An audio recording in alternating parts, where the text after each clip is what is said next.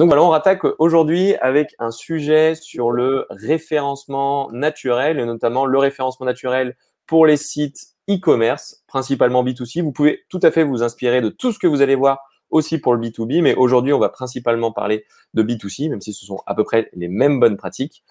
Mais voilà, en tout cas, sujet centré sur le e-commerce et sur le référencement naturel, et en gros, comment structurer un site parfait et une excellente arborescence pour son site e-commerce. Et donc, c'est notre expert du jour, Louis Chevant, qui est le fondateur de Smart Keyword, qui va réaliser cette magnifique démonstration. Il va nous en apprendre beaucoup plus sur le sujet. Il faut savoir que Louis est aussi prof à l'université de Paris en référencement naturel, ça s'invente pas, et aussi ancien professeur en mathématiques financières. Donc voilà, c'est quelqu'un qui a plutôt la data dans la peau, je pense. Et surtout qui aime bien son métier, bien s'occuper de ses clients et qui kiffe le SEO. Donc merci Louis de passer cette petite heure avec nous pour nous présenter tout ça. Merci beaucoup, Julien. Écoute, je démarre à ton goût. Ok. Alors pour la petite présentation, donc on va attaquer dans 2 minutes. On va terminer à peu près vers 10h55 aujourd'hui. Donc du coup, voilà. On fera un temps de questions-réponses. On essaiera de garder 5 minutes pour les questions-réponses. Si vous avez la moindre question, vous pouvez la poser dans l'onglet questions en haut à droite de Livestorm. Si jamais les notifications, la ça vous saoule, vous pouvez cliquer sur la petite cloche aussi en bas. Normalement, ça enlève les tulutes. Sinon, vous avez le chat pour chatter pendant le live. Et souvent, moi, je regarde les questions, je regarde le chat, et du coup, c'est moi qui vais me permettre d'interrompre Louis, ou en tout cas de rebondir sur ce que dit Louis pour animer un petit peu le webinaire. Donc, n'hésitez pas à utiliser le chat et faites un petit coucou sur le chat, ça fait toujours plaisir. Et posez bien vos questions dans l'onglet questions, comme ça, eh bien, je pourrai les utiliser pour poser les questions à Louis. Et donc, Louis, eh bien, c'est à toi. Nous avons 1 heure à peu près pour que tu puisses nous éblouir sur tout ce qui concerne le référencement naturel sur les sites e-commerce. C'est parti. Super. Alors oui, les gars, déjà, je vais commencer par partager mon écran et à fond sur ce que vient de dire Julien, c'est-à-dire que en gros, l'idée, c'est que ce soit vraiment le maximum interactif possible. Vous allez voir, j'ai ouvert les quelques onglets, je vais passer le max du max de temps en fait sur des sites pour que ça soit très concret. Donc les slides sont surtout un support, mais on va se balader. Et donc, si vous avez vous-même votre propre site e-commerce ou des questions parce que vous êtes en train de le lancer ou quoi que ce soit, quel CMS, quel n'importe quoi, posez-les. On essaiera du coup de faire en sorte que ce soit le plus dynamique possible. Donc, l'idée de la presse, alors du coup, merci Julien pour la présentation. Du coup, ça nous fait déjà gagner ces 2 petites minutes-là. Ensuite, on va parler de pourquoi le SEO en e-commerce. Alors, normalement, si vous êtes ici, et puis normalement, avec la crise sanitaire, cette question se pose quand même de moins en moins, mais on essaiera de mettre un tout petit peu de chiffre dessus pour le justifier. On parlera d'un sujet qui est souvent mésestimé, au sens où, en fait, nous, quand on travaille avec des clients, souvent, quand on prend le prisme du SEO, on parle de technique, on parle d'optimisation de page, on parle de tout un tas de choses. Et nous, quand on voit des nouveaux clients arriver et qu'on leur dit, tu veux te positionner sur quel mot-clé, c'est quelque chose, en fait, qui n'est pas forcément traité. C'est-à-dire, je pense que du coup, regarde, je vends ça, donc j'imagine que c'est ça. Oui, mais par exemple, tu viens de lancer une boîte et tu veux vendre des matelas, ça sera peut-être pas matelas ton mot-clé, tellement en fait il y a de la concurrence, ou peut-être qu'en fait il va falloir trouver du coup les vraies choses sur lesquelles en fait vous êtes différenciant pour trouver les mots-clés qui vont le plus convertir, pour aussi aller au-delà du trafic. Donc l'étude de mots-clés, c'est un vrai sujet hyper important. Et souvent, en fait, les gens sont ravis de le faire parce que ça permet aussi en fait, d'avoir une vision sur finalement votre persona. Qu'est-ce qu'ils cherchent, comment ils recherchent, est-ce qu'ils recherchent avant tout de l'information, est-ce qu'ils cherchent du transactionnel. Et aussi, du coup, ce qui est assez intéressant, c'est que ça fait voir les volumes de recherche, donc quantité de recherche qui sont vrais aussi en SIA et qui permettent du coup d'avoir un vrai visu sur, OK, là où sont mes concurrents, là où je suis moi, et par catégorie. Parce que par exemple, je peux avoir un site où je vends différents types de produits. Par exemple, sur l'électroménager, je suis très fort sur les frigos, mais nul sur les pianos de cuisson. Et ben, c'est quelque chose à prendre en compte. C'est-à-dire que ce qu'on va voir là, sur l'étude de marché, c'est aussi que votre site n'est pas uniforme. Parfois, même si vous avez 1000 ou 10 000 produits, quand on creuse vraiment vos chiffres, en fait, on se rend compte que vous faites peut-être 80% du chiffre d'affaires sur 5% des produits. Et en fait, on va optimiser très souvent le SEO juste sur le site au global, alors qu'en fait, on veut absolument valoriser tel ou tel type de produit sur lesquels vous êtes super fort.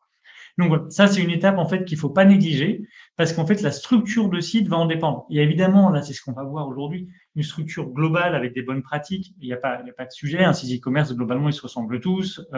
On réinvente pas la roue à chaque fois. Mais voilà, l'étude de mots-clés elle permet quand même de mettre un focus là où ça compte. Ensuite, on va parler de la structure de site. Et en fait, c'est ce qui, finalement, c'est ce qu'on décline après sur un site e-commerce. En fait, en gros, hein, il a une page d'accueil, il a des pages catégories, potentiellement des pages marques si vous distribuez des marques, des pages produits. Après, on parlera d'un sujet rapidement, mais très important, mais qui concerne l'indexation des facettes. Je vous expliquerai ce que c'est rapidement. Et puis après, on parlera aussi rapidement du netlinking et de concrètement comment passer à l'action si justement vous êtes dans cette démarche. Alors, qui est Louis Chevron? Donc, on a dit qu'on avançait vite. Donc, nous, on fait Smart Keyword en un mot, hein, on accompagne beaucoup d'e-commerçants à performer en SEO. Et donc, je vais vous donner des exemples notamment de clients avec qui on travaille parce que je les connais bien. Alors, pourquoi le SEO en e-commerce? Il y a un sujet qui revient par exemple tout le temps sur la table, c'est-à-dire que n'importe qui normalement constitué dit le SEO c'est hyper important, les gens recherchent de plus en plus en ligne, etc. C'est vrai. Et d'autres qui disent aussi, oui, mais le SEO est mort parce que par exemple, quand on tape une requête comme chaussures femmes, en fait, ce qu'on voit aujourd'hui, c'est que des requêtes compétitives comme ça, on a un, deux, trois résultats payants, parfois quatre. On a des résultats locaux et on a du Google Shopping à droite.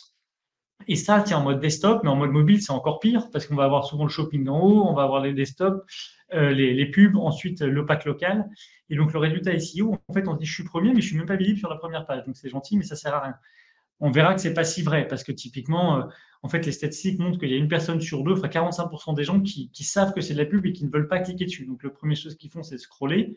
Il faut pas oublier que c'est là-dessus que Google est riche, hein. C'est grâce à la pub qu'il est si riche et qu'il vit. Google, avant d'être un moteur de recherche, c'est avant tout une régie, c'est la première régie publicitaire au monde. Donc, faut jamais oublier que lui, ce qu'il veut, c'est vendre des clics, hein. Et ensuite, là, les packs locales, par exemple, c'est quelque chose dont on va parler aujourd'hui. Typiquement, faut que vous posiez la question, est-ce que je suis 100% en ligne? Est-ce que j'ai des points de vente physiques? Est-ce que l'optimisation du SEO local est un sujet pour moi ou pas?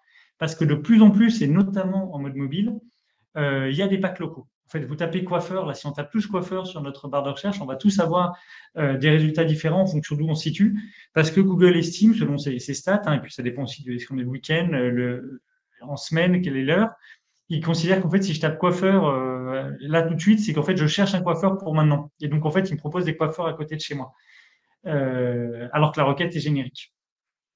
Ensuite, là, il y a d'autres requêtes où en fait, on voit que c'est assez intéressant parce que croquettes chiens sont céréales, c'est un marché qui explose, les croquettes pour chiens. Alors, je connais pas bien parce que je n'ai pas d'animal domestique, mais voilà, là, il y a aussi du shopping, il y a du paid, mais on voit que le résultat SEO arrive à bien se positionner. On voit aussi qu'il y a ce type de résultat que vous devez connaître qui explose de plus en plus, notamment sur des requêtes un peu éditoriales, où Google, en fait, cherche à nous aider à répondre à notre question directement. C'est-à-dire que si on se met dans la philosophie Google aujourd'hui, il dit je suis un moteur de réponse, je suis plus un moteur de recherche en fait. Donc en fait, il dit je réponds à ta question et en plus si tu veux, pour info, souvent les gens se posent d'autres types de questions et voilà la réponse. Google, donc c'est un abus de langage. Depuis 5 minutes, je parle déjà que de Google alors qu'on avait dit qu'on parlait de SEO. C'est parce que, bon, là, on est en France, mais globalement en Europe occidentale, hein, c'est plus de 90% des recherches. Donc, en fait, c'est un abus de langage qui marche. Et d'autant plus qu'en fait, si vous voulez, Bing, Ecosia, Quant et compagnie, globalement, ce qu'ils essayent de faire, c'est d'être aussi bien que Google. C'est-à-dire que Google, on peut dire ce qu'on veut dessus, sur les données personnelles, sur le payant, tout ça. En SEO pur, ça reste en fait des dieux sur Terre. Et donc, globalement, les gens courent après. Il y a une raison aussi pour laquelle ils sont très forts. Bon, ils sont des dieux parce qu'ils ont beaucoup d'argent et ils recrutent les meilleurs ingénieurs, mais aussi parce qu'en fait, là, par exemple, je suis dans un navigateur qui s'appelle Google Chrome. Le premier truc que je fais quand je crée un site, c'est que je mets Google Analytics.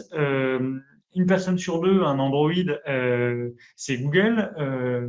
Chrome est installé par défaut. Donc, en fait, il a énormément d'infos sur nous. On a des comptes Gmail. Donc, en fait, il sait qui on est, il sait ce qu'on veut. Et donc, il a des infos que typiquement, si je m'appelle Ecosia, que je n'ai pas. Et donc, du coup, ça lui permet d'affiner les résultats en fonction de qui je suis.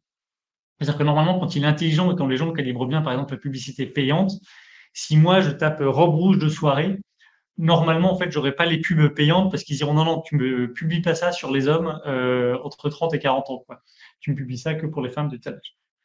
Un point très important de l'étude de mots-clés, c'est qu'en fait, aujourd'hui, alors ça, c'est les stades de la FEVAD. La FEVAD, c'est l'association des e-commerçants en France, qui fait une étude annuelle qui explique en fait, en gros, comment se répartit le chiffre d'affaires en ligne sur les sites e-commerce. Ce qui est très intéressant et parfois flippant, mais en tout cas, c'est important de le savoir, c'est que 2 tiers du chiffre d'affaires en ligne est réalisé par seulement 1000 e-commerçants, donc par 0,5% des sites. Autrement dit, si je m'appelle Fnac, Darty, Amazon surtout, Cdiscount, Rakuten, Alibaba, etc., en fait, le chiffre d'affaires passe par moi. C'est aussi pour ça que quand vous êtes e-commerçant, il y a une vraie stratégie aujourd'hui de oui, il faut avoir mon site et peut-être aussi qu'il faut que je réfléchisse au côté marketplace si je veux le distribuer parce que effectivement, les marketplaces aujourd'hui, c'est un marché qui a vraiment pris une ampleur folle. Du coup, parce que ces gros sites-là ont un catalogue complètement démentiel. Ce que ça veut dire, c'est que c'est pas qu'on est fini, nous, quand on est moyen, mais plutôt que, en fait, il faut bien chercher notre niche. C'est pour ça que je vous embêtais il y a 5 minutes sur l'aspect, il faut bien connaître les top mots-clés. En fait, quand je tape chaussures femmes ou matelas, il faut que je comprenne si, en fait, la page de résultat, à quoi elle ressemble, et si moi, je vais avoir une chance raisonnablement de me positionner dessus au vu de la concurrence. C'est-à-dire que quand je tape matelas, donc là, j'ai le côté payant, très bien, on a compris. But, la compagnie du lit, le matelas.fr, que choisir, Maison de la literie, Conforama, Conforama qui se positionne 2 fois. Puis si je descends ici, j'ai encore en fait du Roi du matelas, peut-être du Ikea, du Mano Mano, etc. Va falloir se lever tôt, en fait, hein, du coup, pour être top 3 sur cette requête. Donc, c'est important de bien se jauger pour savoir ce sur quoi on a une chance, en fait, de se positionner. Parce que sinon, en fait, on risque d'être déçu, en fait, tout simplement, même si on fait un super boulot. Au mieux du mieux, peut-être qu'on sera en bas de première page, et puis une fois qu'on le sera, vous direz, ouais, mais t'es gentil, ça m'apporte quand même pas beaucoup de clics. Donc ça, on va en parler un peu, c'est ce qu'on appelle la moyenne et la longue traîne. Là, ce que je vous ai montré, c'est ce que je vous incite vraiment à faire, et pour moi, c'est quasiment l'output principal de notre réunion du jour. C'est le côté, en fait, pour avoir l'air intelligent en dîner, c'est sentir la SERP. Donc, la SERP, c'est la Search Engine Result Page, c'est la page de résultats de Google quand on tape un mot-clé dedans. C'est qu'en fait, il faut vraiment comprendre.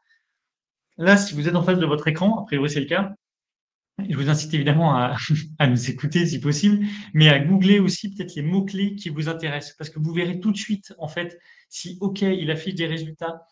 Si, par exemple, en fait, quand je tape matelas là, ou par exemple, si je tape ici, hop, robe rouge de soirée, qu'est-ce qui m'affiche, en fait là, il m'affiche du coup du shopping, il m'affiche un pack image. Donc, en fait, voilà, si vous êtes sur des sites, en fait, très inspirationnels, l'optimisation sur Google Images, elle compte vachement. Là, on voit que, par exemple, vous savez, il change, en fait, les onglets ici qui sont là en fonction du type de requête. Parce que là, il se rend compte que, du coup, shopping, c'est clé et que image ensuite. Alors, si vous faites une requête type apprendre la couture, je pense, là, en fait, on va avoir plutôt vachement de vidéos qui vont m'expliquer en fait les conseils et astuces. Donc ça, c'est hyper important. Réparer, si vous êtes un site e-commerce d'électroménager, son lave-linge Samsung. Là, par exemple, on a des types de pages, hop, si je retourne ici, qui sont très différentes en fait. Là, c'est que de l'édito. Ici, comment réparer mon lave-linge, etc. Donc, c'est pas des pages produits. Il y a d'autres questions. Il y a des packs vidéo. Et donc, en fait, c'est hyper important de comprendre que sur ces types de requêtes-là, si c'est des requêtes qui vous intéressent, en fait, il va falloir produire du contenu vidéo ou du contenu image, beaucoup plus que du contenu texte. Là où, par exemple, dans mon cas, c'est une requête un peu plus B2B, si on parle de SEO, vous tapez par exemple balise achat, excusez-moi, j'ai la touche mage. Hop. Alors là, du coup, ça m'arrange bien parce que c'est nous qui sommes positionnés, mais je veux juste vous cliquer sur en fait 2-3 sites. On voit tout de suite en fait que c'est des pages qui viennent un peu raconter leur vie sur qu'est-ce que c'est, définition, etc. Donc là, on sait tout de suite qu'on ne parle pas de conversion, on parle d'information. Il faut donner des éléments à notre utilisateur. Donc c'est pour ça qu'il faut bien sentir la page parce que comment choisir ma robe pour ce soir, c'est pas la même requête que robe pas chère. Parce qu'il y a un sous-jacent là-dedans que j'ai pas dit, qui est peut-être pas une évidence pour tout le monde, c'est qu'en gros, en SEO, il y a un truc à savoir, c'est une page, une intention, c'est-à-dire une page, un mot-clé. Donc en fait, si vous faites une super page sur les chaussures femmes, et ben en fait, par exemple, si vous voulez vous positionner aussi sur les mocassins, vous aurez besoin d'une page sur les mocassins, parce qu'il faut être très spécifique. C'est-à-dire que quand on parle ici, on va parler un peu de balise title, de balise achat, etc. dans les minutes qui viennent. Ce qu'il faut comprendre, c'est qu'en fait, si je tape ici chaussures femmes, vous allez voir ici que ce soit en payant ou en gratuit, en fait, tout le monde met chaussures femmes dans son titre. Et donc, c'est pour ça qu'en gros, si je mets mocassin ou si je mets quoi que ce soit, en fait, si vous voulez, la base title, c'est le moyen de dire à Google, regarde, regarde, ma page parle de ça. Donc, c'est la base de la base et c'est le premier truc qu'il regarde, c'est quand on lui dit chaussures femmes, il dit, bon, qui est-ce que je dois positionner? Je vais prendre toutes les pages de mon index qui contiennent chaussures femmes et puis après, je vais regarder leur pertinence intrinsèque au sein de la page. Mais le premier truc, c'est vraiment comme si vous allez à la FNAC et que vous dites je cherche un bouquin de Bernard-Henri Lévy ou je cherche le livre qui s'appelle Toto. C'est la même chose en fait pour un moteur de recherche. Donc la balise title, elle est absolument clé. Et Juste pour faire une petite pause et un petit récap sur ce que tu viens de dire. Donc, si je comprends bien, donc en fonction de ces mots-clés, de son secteur d'activité et des réponses au final qui s'affichent sur Google, typiquement, si on est plus sur des tutos et de la longue traîne, dans certains cas, il va falloir faire de la vidéo, dans d'autres, il va falloir plutôt faire des photos et des planches de tendance. Sur d'autres encore, ça va être plutôt un article hyper long. Donc, du coup, il faut essayer d'être un peu curieux, si je comprends bien, pour aller chercher en fait le type de contenu qui va correspondre à la demande. Et en fait, sa page, ça va pas être que du texte et que des photos. Des fois, il va falloir mettre d'autres éléments pour répondre au final à ce que cherchent les gens, quoi, et bien se positionner. exactement.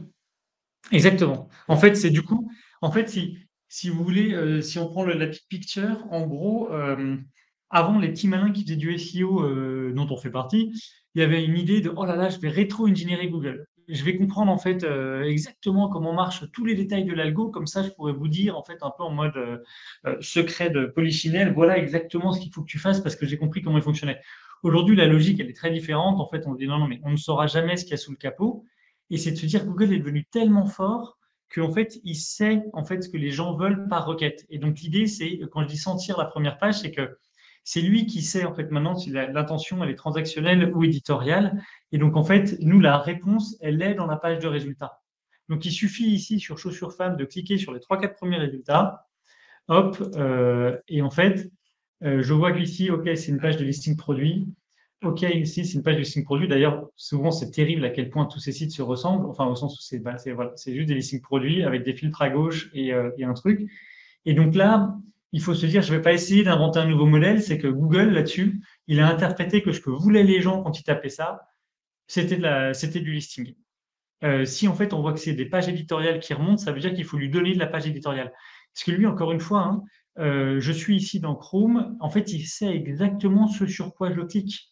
Donc, en fait, il sait que, par exemple, si à chaque fois que je vais là-dessus, je sors après parce que ça ne me plaît pas, il va le dépositionner en disant, bon, en fait, ce site, moi, d'après mon algo, il était pas mal, mais les gens n'en veulent pas, donc il va le déclasser. Et au contraire, si à chaque fois que je vais sur Gémeaux, j'achète, eh ben, il va le remonter. Donc, en gros, voilà, il faut subir ou accepter en toute bienveillance que, en fait, Google sait mieux que nous ce que les gens veulent quand ils tapent une requête. Et donc, quelque part, ce qui est génial, c'est qu'on a l'info. Il suffit de regarder les requêtes qu'on veut. Du coup, si tu veux, enfin, si vous voulez, j'enchaîne sur l'étude de mots-clés, puis je vais vite passer sur Yes, l'info. vas-y. Allez. Alors, l'étude de mots-clés, l'idée, c'est juste de dire qu'en fait, voilà, je vends des matelas, ben, acheter matelas, matelas pas cher, matelas discount, etc. Ça, c'est les mots-clés où je mets un petit dollar ici parce que c'est les mots-clés où ça se voit tout de suite. D'ailleurs, quand on les Google, il y a du payant. Les gens, donc ça, il faut vraiment livrer du produit parce que les gens, en fait, ont la carte bleue à la main. Les mots-clés transactionnels, c'est des mots-clés souvent un peu sous-estimés qui sont le côté, en fait, vous savez que vous avez besoin d'une paire de chaussures, mais vous ne savez pas encore laquelle, et vous cherchez un peu à vous renseigner. Donc, vous tapez, ou de l'équivalent, c'est vous cherchez un bar ce soir pour boire un verre avec des copains, et vous tapez top bar. Alors, si vous êtes à Lyon, top bar à Lyon, ou top bar sur les quais, ou moi, je vais taper à Paris, top bar Bastille, ou bar sympa, ou bar pas cher, ou bar dansant, etc. Et ça, du coup, je ne sais pas encore exactement ce que je veux. Par contre, je veux que tu me donnes une sélection. Et donc ça, souvent, c'est des mots-clés très intéressants, un peu à la frontière de je te conseille et de je n'oublie pas, je te propose quand même mes produits. Et après, il y a les mots-clés informationnels. C'est ceux sur lesquels, en fait, très souvent, ben, on a un peu moins envie de travailler parce qu'on dit de toute façon, ça va rapporter du trafic, mais pas de conversion. Sauf que dans la logique, en fait, Google, c'est des mots-clés souvent qui sont moins concurrentiels, qui permettent à Google de se dire, ah, ok, tu es un expert de ton domaine. Et donc, qui peuvent permettre, en fait, de renforcer votre cohérence, en fait, on va dire, sémantique auprès de Google sur votre secteur d'activité. Et au passage, en fait, la personne, par exemple, je vais vous montrer ici, on travaille avec Smooth Lingerie sur des culottes menstruelles, donc c'est très spécifique. Et ben en fait, ils ont travaillé un blog sur le guide ultime, entre guillemets, des culottes menstruelles, enfin, mais plutôt un peu plus global que juste les culottes, le côté, les premières règles, les règles pendant la maternité, etc. Et du coup, en fait, quand je tape une requête, moi, autour des symptômes ou des troubles, en fait, par exemple, je sais pas, de l'endomètre, et que je tombe sur Smoon, en fait, je fais aussi, alors c'est vrai que j'ai peut-être pas acheté une culotte menstruelle tout de suite, mais ça y est, je fais un premier pas avec la marque. Si la marque fait du payant, elle pourra me retargeter ensuite. Et puis en fait, peut-être que si je vais découvrir ça, si mes call to action sont bien sentis, je vais peut-être aller me balader, regarder le shop et dire ah mais en fait c'est super ce truc que je ne connaissais pas, etc. Donc nous, on va aimer aussi ce côté informationnel parce que c'est un super point d'entrée en fait sur le site. Il faut jamais oublier qu'en SEO, en fait, moi, je raisonne sur la personne va arriver depuis Google sur cette page. Je ne vais pas arriver vers la page d'accueil, me balader, me dire ah tiens c'est sympa, où est-ce que je vais aller? C'est-à-dire que depuis tout à l'heure, en fait, enfin, pendant les 30 minutes qui viennent, on va parler d'arborescence et pas de navigation. Ça paraît être un détail, mais ce n'en est pas un. C'est-à-dire que la navigation, c'est le fait de dire je vais sur mon Trenco parce que j'adore ce site, ou je vais sur Amazon et je me balade. Alors que l'arborescence, c'est plutôt en fait comment je tombe sur une page depuis un moteur. Et juste pour terminer sur les mots-clés, du coup, par rapport à tes 3 catégories de mots-clés, tu taffes à peu près quel pourcentage en informationnel, quel pourcentage en achat, comment tu répartis? Il faut faire du 33, 33, Euh, 33, faut... ouais, en fait, ça serait génial d'arriver à ça. C'est-à-dire que, en gros, enfin, comment dire, on est quand même là pour faire du business. Donc, là, si je représente l'arborescence de mon site. Là, ici, par exemple, je suis donc un site de chaussures. Là, j'ai des escarpins, là, j'ai des ballerines, et là, j'ai des baskets, etc. C'est quand même les premières pages que je vais concevoir. Parce que, en fait, c'est là où là, c'est quand même là où je fais des ventes, hein, quand même. C'est plutôt que ensuite ici sur les pages, sur les ballerines, le comment elles sont faites, pourquoi elles sont géniales, comment les mettre pour l'été, avec quelle tenue, etc. Ça sera les pages qui vont venir se renforcer ici pour expliquer à Google, regarde, je suis un dieu des ballerines. Mais effectivement, en termes de proportion, ça dépend aussi du catalogue. Est-ce que vous avez 3 produits qui se courent après? Sur un site, en fait, sur un gros site e-commerce qui a du catalogue, par exemple ici, c'est pas un très gros site, mais c'est un site électroménager, il a peut-être 10 000 références. En fait, 10 000 références, c'est quand même dur de faire 10 000 pages éditoriales. Donc, on n'arrivera pas à faire autant sur l'édito. Par contre, si je suis un petit site comme Swoon ou Teddybird, en fait, j'ai que quelques produits. C'est-à-dire que moi, je suis pas un distributeur, je vends les produits de ma marque. Et donc là, à ce moment-là, en fait, j'ai peut-être seulement que 10-15 pages produits. Donc, je vais avoir l'inverse. En fait, je vais avoir peut-être 10 pages produits et 150 pages édito. Ok. En fait, du coup, je n'ai pas la liberté qu'ont les gros sites d'avoir 10 000 pages produits sur le matelas 140, 190 en mousse, latex, de telle marque, etc. J'ai juste mon matelas à moi. Donc, il faut que je joue avec d'autres armes. Donc en général, quand tu t'es confronté, on va dire, à un gros site, tu vois que c'est surtout, on donne tout sur les pages produits parce qu'il y a tellement de volume de pages produits qu'on arrive à faire un bon SEO et les pages édito, on s'en fiche un petit peu plus. Et inversement, sur des sites où il y a une petite gamme de produits, là, il faut envoyer du lourd en termes de pages édito, quoi. Exactement. Ok. Exactement. Euh, Alors après, là, tu as parlé de pages produits. On va parler de pages catégories parce que c'est souvent les pages en fait, qui récoltent le plus de trafic. C'est-à-dire qu'en gros, moi, les stats globales qu'on voit, c'est un site e-commerce correctement optimisé, il a entre 30 et 60% de son trafic quand vous regardez Google Analytics qui vient du SEO. Ce que ça masque parfois, c'est que du coup, les gens disent ah, je suis fort en SEO. Mais en fait, quand vous avez une marque forte, si on regarde un peu plus en détail, très souvent, ce que ça cache, c'est qu'en fait, les gens tapent votre nom de marque et qui cliquent sur le premier résultat qui est vous. Donc, on essaie de regarder plutôt le trafic hors marque. Et sur ce trafic hors marque, donc des requêtes génériques qui ne contiennent pas, par exemple, Teddybird, là, ou sous lingerie, on va effectivement avoir beaucoup de trafic sur les pages catégories qui seront les fameuses pages de listing, comme on l'a vu sur Chaussures Femmes. Après, alors, l'idée de ces mots-clés, et puis promis, on passe sur l'arbo, c'est qu'en fait, très souvent, quand on regarde, en fait, Google nous donne l'information de quel mot-clé est cherché combien de fois par mois. Donc, en fait, quand on fait l'étude de mots-clés avec le client, souvent il dit bah, chaussures, c'est cherché 150 000 fois par mois.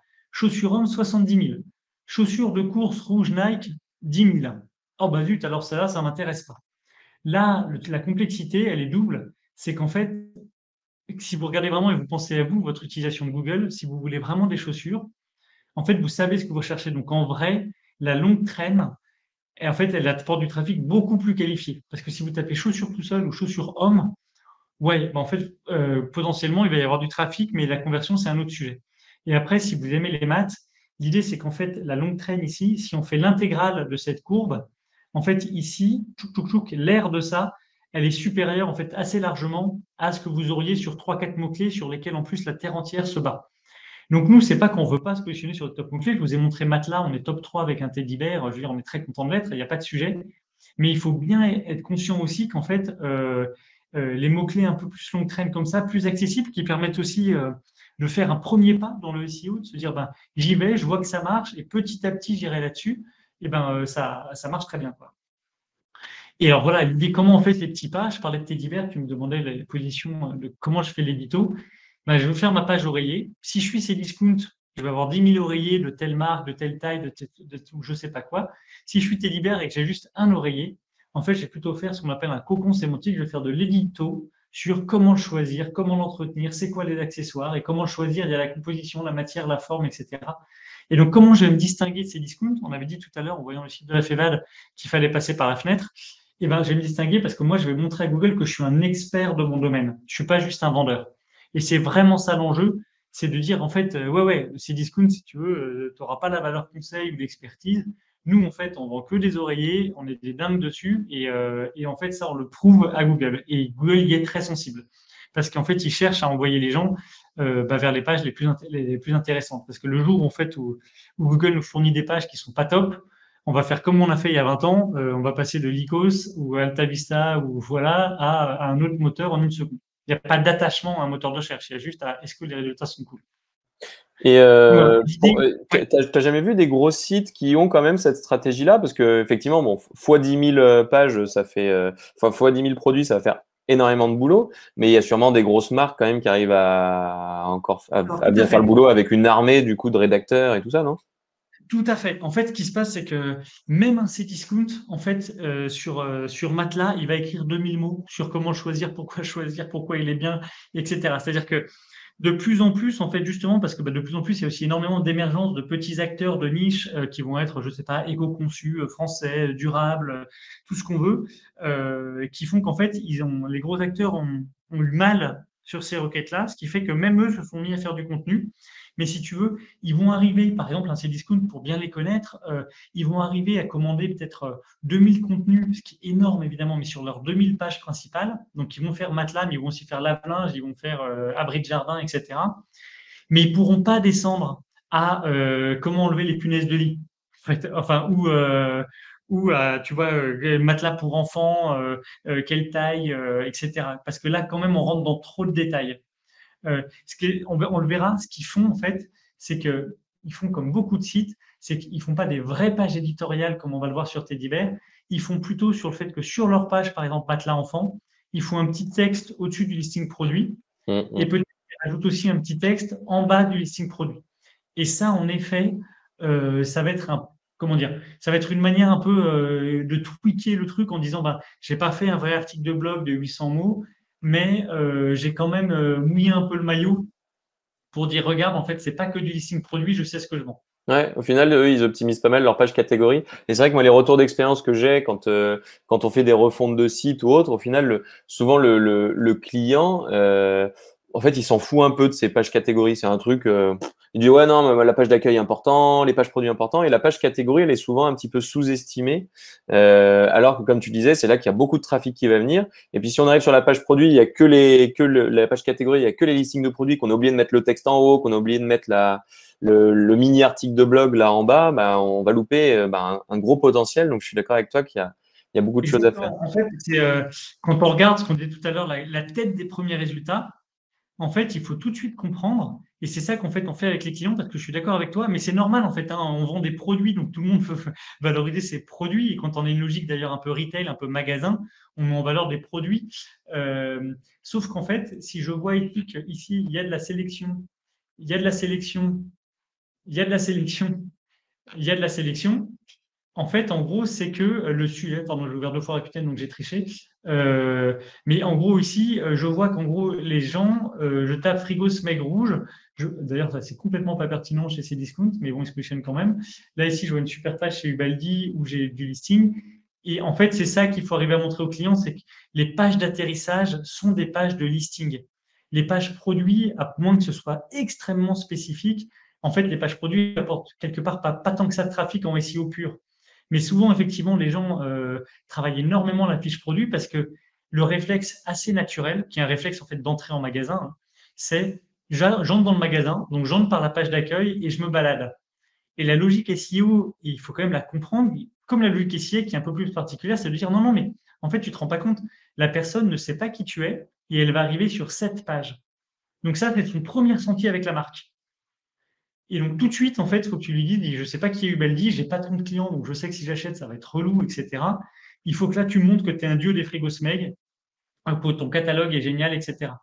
Donc ces pages de listing produit, elles sont ultra, ultra fondamentales. Et on voit d'ailleurs que Cdiscount a fait un bon travail d'optimisation SEO parce qu'il t'arrivait sur ce mec rouge, alors qu'en fait, derrière, leur page produit, elle ne correspond pas trop, quoi. Donc, comme quoi, ils ont bien optimisé leur page catégorie et du coup, Exactement. En fait, c'est des coquins. C'est-à-dire qu'ici, alors là, pour info, c'est un petit plugin qu'on a développé gratuit qui s'appelle Smart SEO, que vous pouvez prendre si vous avez Chrome. En fait, on va regarder ce qu'on appelle les balises méta ici.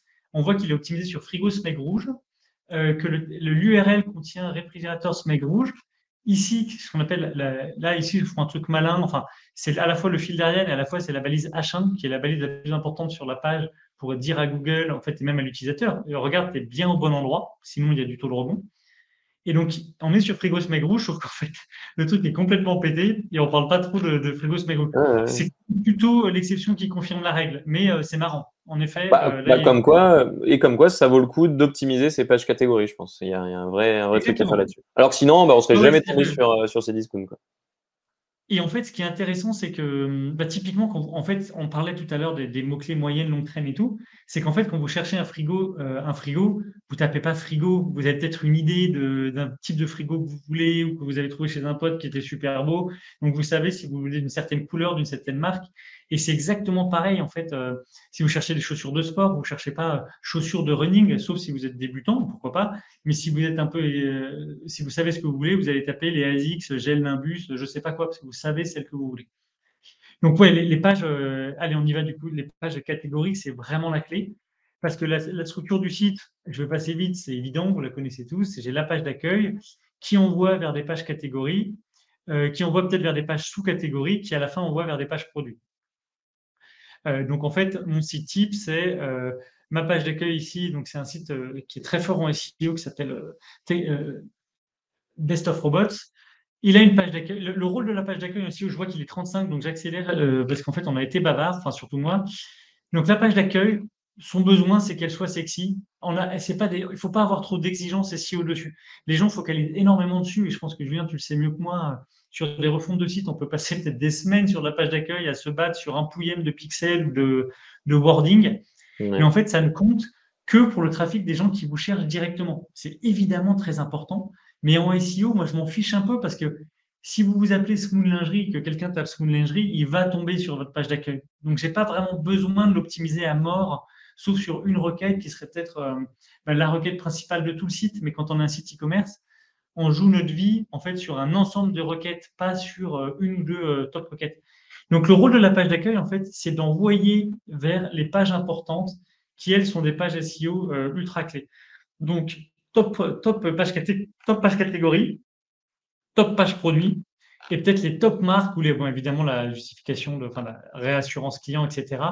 Mais on va envoyer en fait vers les pages qu'on veut valoriser parce que là, alors, on n'aura pas le temps de parler de tout ça, mais c'est ce qu'on appelle envoyer du jus SEO vers les pages les plus importantes. Ensuite, ici, on va voir que si je reprends ça versus la page Zalando, comme ça j'avance directement sur les pages catégories, on voit qu'ici on a des pages catégories qui n'ont rien à voir les unes avec les autres. Ici, c'est hyper verbeux. J'ai un listing produit, vous voyez, en fait, c'est très détaillé sur chaque produit, etc. Et là, en fait, la réflexion que vous devez avoir sur ces pages catégories, c'est est-ce que je suis une commodité? Est-ce que, en fait, mon site, enfin, mon produit, il s'achète en 2 secondes parce que c'est juste, je cherche des piles, quoi. Donc, en fait, je veux juste la moins chère et qui dure le plus. Ou est-ce que c'est un achat à 700 euros sur lequel, en fait, j'ai besoin d'infos et j'ai besoin d'être rassuré? Donc ça, c'est hyper intéressant parce que c'est ce qui fait qu'en fait, dans un cas, là, par exemple, dans la mode, on va être surtout en mode inspi, où là, par exemple, on travaille avec Cézanne. Euh, en fait, le site, c'est un catalogue, quoi. En gros, c'est là, vous cherchez, en fait, hop, ici, des souliers, en fait, chez Cézanne. Là, la page, en fait, ce qu'on veut, c'est surtout qu'elle donne envie, elle est très très belle, il n'y a pas une phrase de contenu, c'est des gens avec qui on se bat pour dire faites du contenu, et ils disent oui, oui, non mais t'es gentil, moi en fait, je veux donner envie là. Le contenu ne sera pas lu, il faut juste que ça, voilà. Donc en fonction de votre activité, là, je vends des robots aspirateurs, c'est pas l'achat qui vous fait rêver, normalement, c'est plutôt juste qu'il faut le faire. Donc là, je me permets d'être verbeux parce qu'en fait, vous allez vouloir savoir ce que vous achetez. Et même en termes de contenu en bas de page, là, on a un exemple. Alors, tout le monde n'est pas obligé d'aller aussi loin, hein, mais ils ont fait un truc ultra détaillé. Vous voyez sur la description, le comment. Dès que vous voyez, de toute façon, sur un site du pourquoi, comment, à quel prix, parce que, etc., vous savez que les gens font du SEO parce qu'en vrai, ce texte n'est pas nécessairement fait pour être lu. C'est surtout du texte qui prouve à Google qu'on est là. Et là, on se sert ici, vous voyez, sans trop abîmer la UX et la UI. On vient aussi faire un peu le côté FAQ, robot piscine, qu'est-ce que c'est, quels sont les avantages, comment ça fonctionne, quel type de déplacement.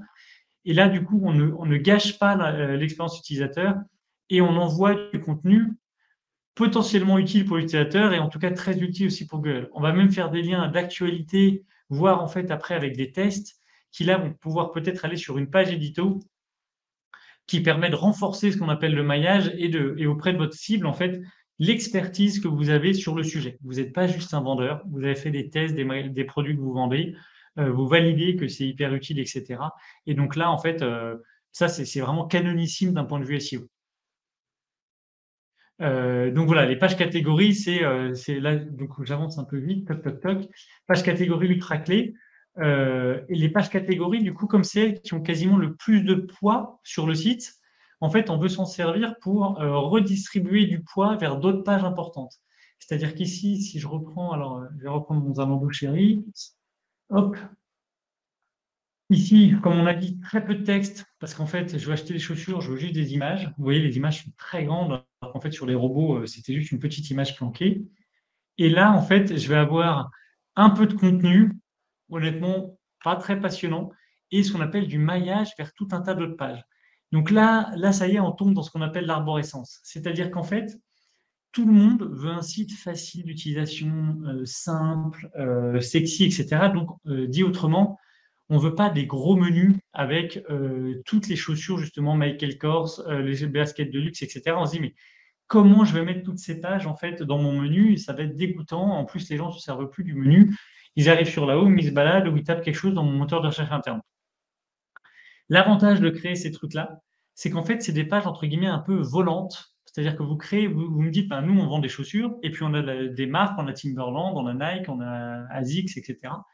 Et ben moi, je vais me dire, si je constate que sur Google, la requête chaussures femmes Timberland est souvent cherchée, je vais vous dire, bah, ça vaut vachement le coup qu'on crée une page dessus. Puisque souvenez-vous bien, une page, une intention, qu'à un mot-clé.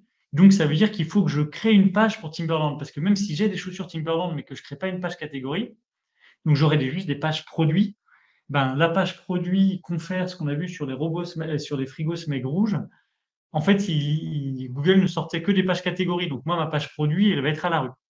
Donc, nous, on va vous conseiller de créer cette page-là, chaussures Timberland Fan. Vous allez me dire, Louis, t'es gentil, en fait, mais je ne vois pas où la mettre parce que moi, je veux un menu simple. Et déjà, mon menu, je le trouve trop compliqué. C'est tout le temps ce qu'on entend. Alors qu'en fait, dès que j'ai un gros catalogue, ben, effectivement, là, je ne peux pas aller au niveau du détail par marque. Donc, en fait, ces pages-là, je les crée dans mon back-office et je fais ce qu'on appelle du maillage interne. Donc, je les lis les unes aux autres sans forcément qu'elles soient dans mon menu. Et donc, c'est la grande, c'est à la fois simple et pas simple, c'est la différence donc, entre ce qu'on appelle la navigation, je me balade, et l'arborescence. Et une fois que vous créez ce genre de page, là, vraiment, côté SEO, on se régale parce qu'on arrive à créer plein de pages en fait, qui correspondent à des intentions très, très précises. Pour donner une idée de ratio, un site qui a 100 produits, moi, à peu de choses près, je vais avoir 300 idées de pages catégories, en fait. Pourquoi? Parce que là, en fait, on est sur des chaussures Timberland, mais vous voyez, j'ai des fils par couleur, par taille, peut-être par prix. Et en fait, c'est vrai que les gens, est-ce qu'ils cherchent vraiment les Timberland ou est-ce qu'ils cherchent la Timberland iconique jaune ou la bottine Timberland et la bottine Timberland verte, etc. Donc, je vais avoir des idées de comment est-ce que je peux combiner, en fait, à peu près toutes ces requêtes pour que, du coup, la personne arrive directement sur le plus spécifique. Parce qu'il faut vraiment comprendre que quand quelqu'un tape quelque chose de spécifique, vous n'avez pas envie de tomber sur du générique. Donc, si je tape chaussures Timberland femme jaune, En fait, ma requête est quand même très claire. Je veux du jaune là, en fait, et je le veux pour femme, je veux pas le modèle homme. Pardon. Et du coup, ici, on voit que Google ne s'y trompe pas. En Google Shopping, il m'affiche exactement celle que je voulais.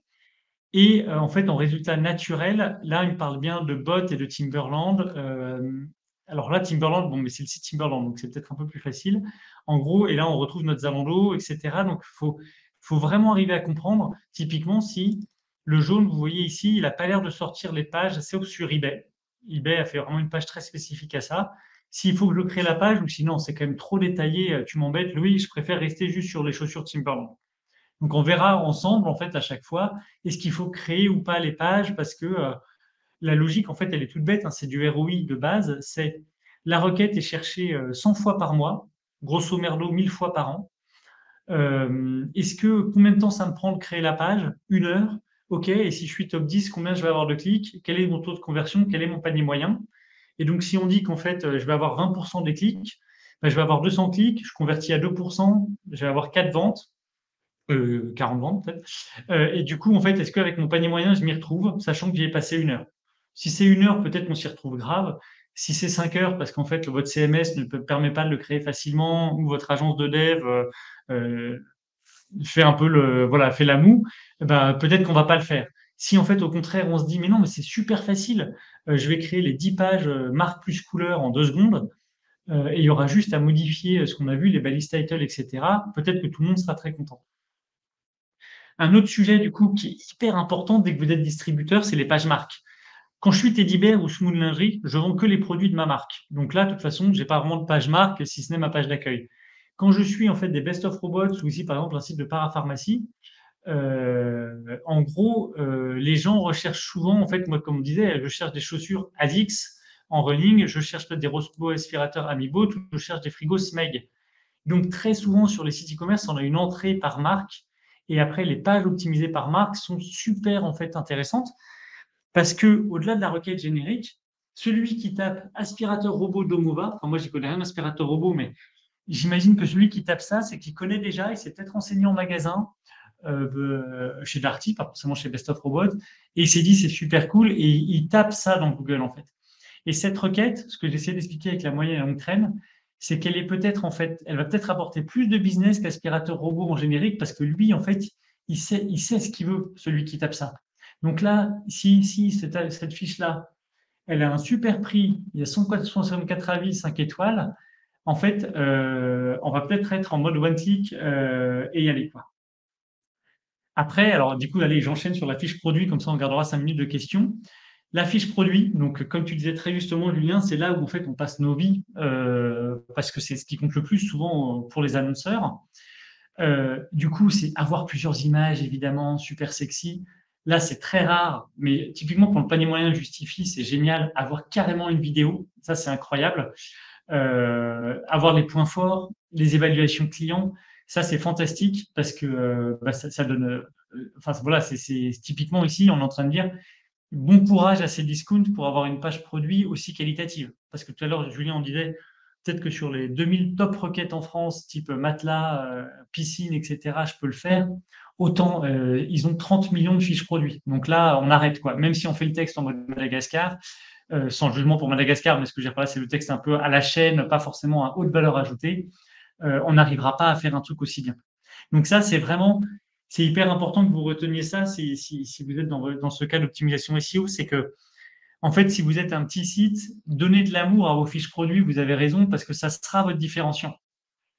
Parce que sur les listings produits, par exemple, si vous avez un petit site, peut-être que sur les frigos Smeg rouges, vous en aurez que 5, là où c'est discount, on aura 500, donc vous ne faites pas le poids. Comme sur chaussures femmes, Zalando, il en a 50 000 des chaussures femmes. Donc en fait, en termes de volumétrie, on n'est pas au niveau, donc il faut y aller sur l'expertise. Donc là, la fiche produit, elle est superbe, elle est verbeuse. Souvent, on dit, ouais, mais on s'en fout, c'est que le texte SEO, les gens lisent pas.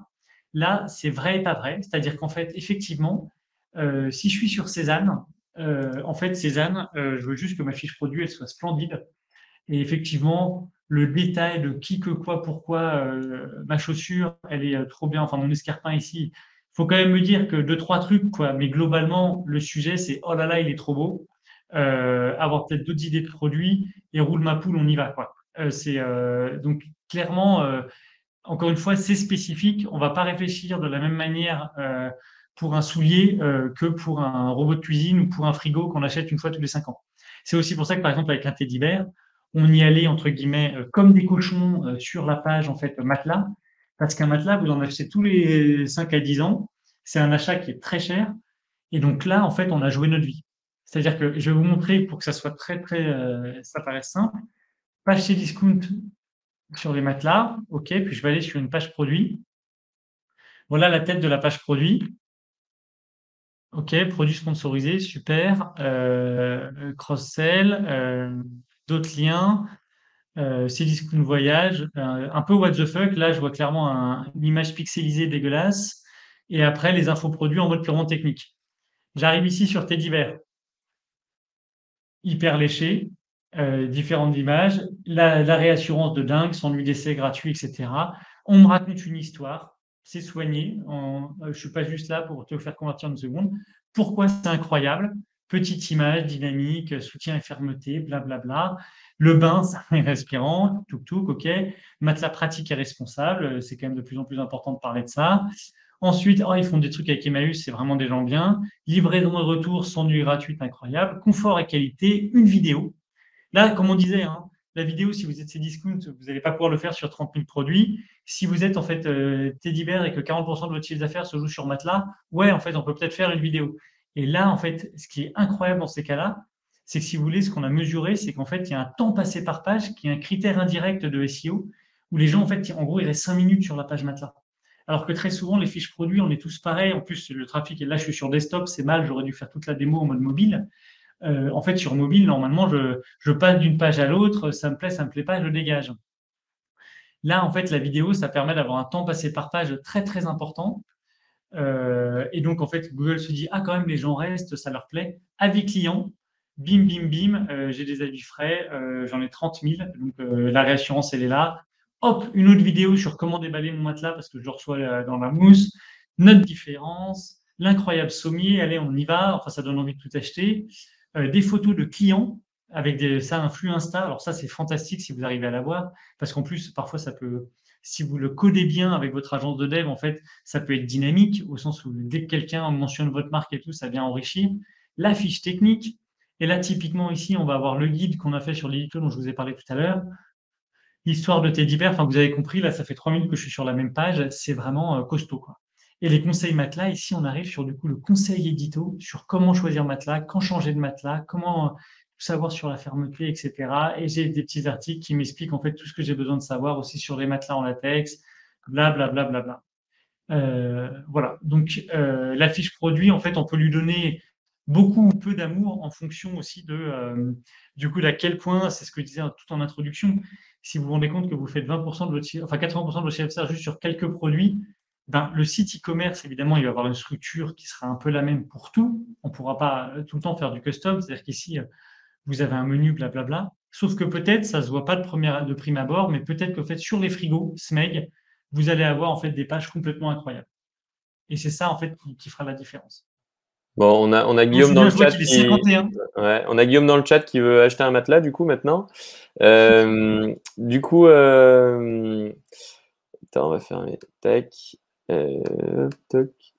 Donc merci beaucoup pour toutes ces démos. Donc si je résume un peu ce que tu viens de dire sur les 10 dernières minutes, la petite conclusion, si je devais la faire, et comme ça tu pourras conforter ça. Quand on est un site avec énormément de produits, enfin, dans les deux cas, de toute façon, la page d'accueil n'est qu'une entrée vers les autres sections, les autres pages importantes du site. La page d'accueil ne sera jamais la plus importante en termes SEO. Par contre, elle va être importante pour les gens qui tapent votre marque. Donc, quelle que soit voilà, la taille de l'entreprise ou la taille du site e-commerce, il va falloir valoriser la marque et faire une entrée vers toutes les autres pages du site sur cette page d'accueil.